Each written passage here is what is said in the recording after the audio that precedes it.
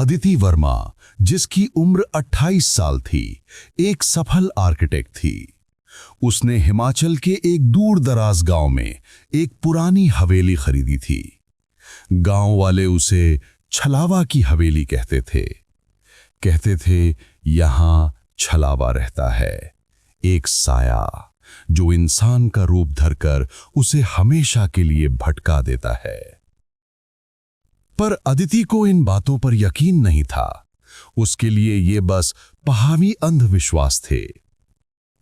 एक शाम जब मजदूर जा चुके थे, अदिति ने हवेली के पीछे वाले हिस्से का बंद कमरा खोला।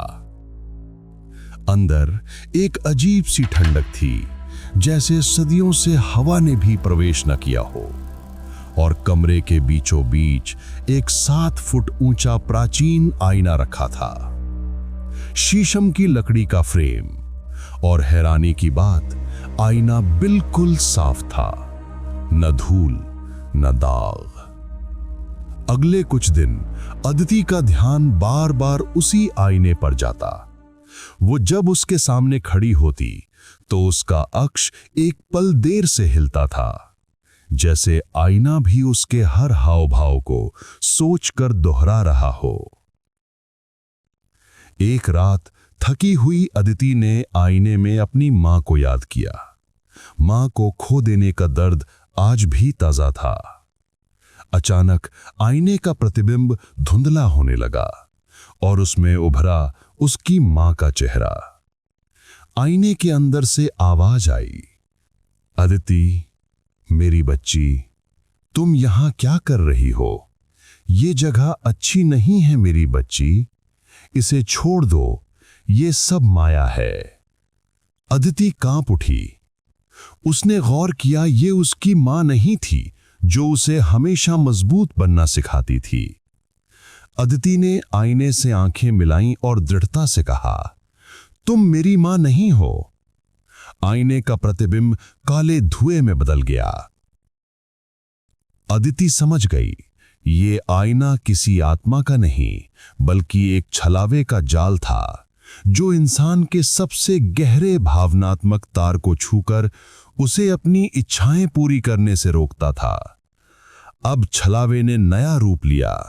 एक हैंडसम आदमी, सफेद सूट में, आत्मविश्वास से भरा हुआ, बिल्कुल वैसा जैसा उसने अपने सपनों में देखा था। अदिति मोहित होती गई। वो गांव वालों से दूर और आईने के उस आदमी के और करीब आने लगी। धीरे धीरे उसकी आंखों की चमक गायब होने लगी।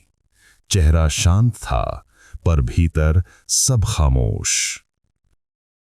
एक तूफानी रात को जब बिजली कड़क रही थी, अदिति आईने के सामने खड़ी थी और आईने में अदिति का अक्ष जिंदा हो उठा। वो हूबहू अदिति जैसी थी, बस थोड़ी ज्यादा सच्ची। छलावे ने जोर से हंसते हुए कहा, अब समय आ गया है मेरी प्यारी अदिति, अब तुम मेरे अंदर आओगी और मैं तुम्हारी जगह लूंगा। अदिति ने भागने की कोशिश की, पर छलावा उसे आईने की ठंडी सतह की ओर धकेलने लगा। उस पल अदिति को समझ आया, छलावा उसके सपनों को चुरा सकता है, पर उसके डर को नहीं। उसने आंखें बंद की और फुसफुसाई, मैं हार स्वीकार करती हूं, मैं अकेली हूं, शायद कभी महान नहीं बन पाऊंगी। और तभी आईने के भीतर का छलावा कांपने लगा, उसका चेहरा पिघलने लगा। वो एक विकृत अधूरी सी आकृति में बदल गया। फिर आईना हजारों टुकड़ों में बिखर गया। सुबह हुई। अदिति ने हवेली को हमेशा के लिए छोड़ दिया। वो शहर की ओर जाने वाली बस में बैठ गई। उसने तय कर लिया था कि अब वो अपनी सच्चाई से भागेगी नहीं।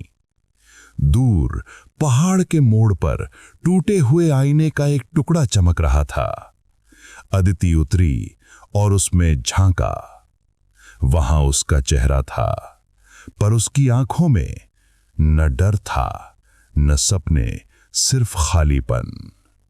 असल छलावा वो नहीं था जो आईने में था, वो था जो अदिति के भीतर बस गया था।